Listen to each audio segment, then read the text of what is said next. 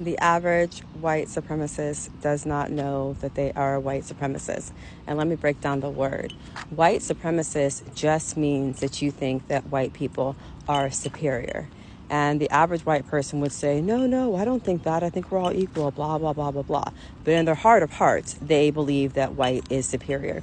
And you'll see it in just little things, like the way that they'll be like, tell a black person, like, you articulate, or ask somebody, where are you really from? Or just other things that indicate that their underlining views are that white people are the norm, white people are the default, and everybody else is other.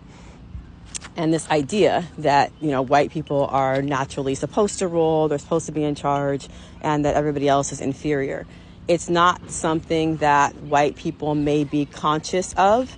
They may have a deep shame around it. They may, not want to believe these things, but it's still there. And it's there because they were raised in a white supremacist society where it's constantly perpetuated. And even if you're working against these things, it's constantly reinforced. Anti-Blackness and the idea of white supremacy is constantly reinforced. You see it in this false image of white Jesus, right? You go into these churches, you see the white supremacist version of Jesus that these churches will refuse to take down because it will disrupt white comfort. And what happens with white supremacy is that white comfort becomes more important than the survival of Black and Indigenous people. It doesn't matter that this image of white Jesus is doing damage to the mental health and the physical health of Black and brown people by upholding this idea that white is good and white is God and white is holy.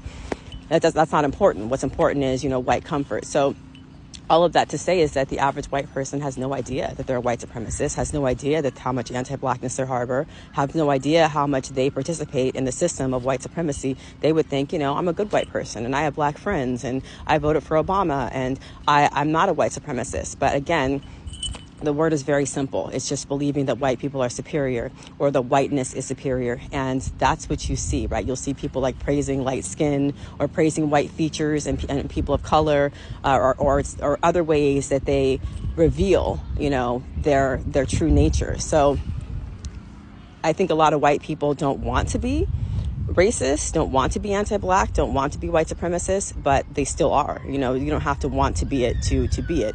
Especially if, all you have to be is raised in a white supremacist society.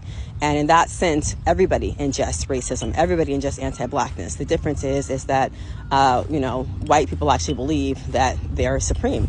And the rest of us, we ingest all this shit, but we don't necessarily believe it.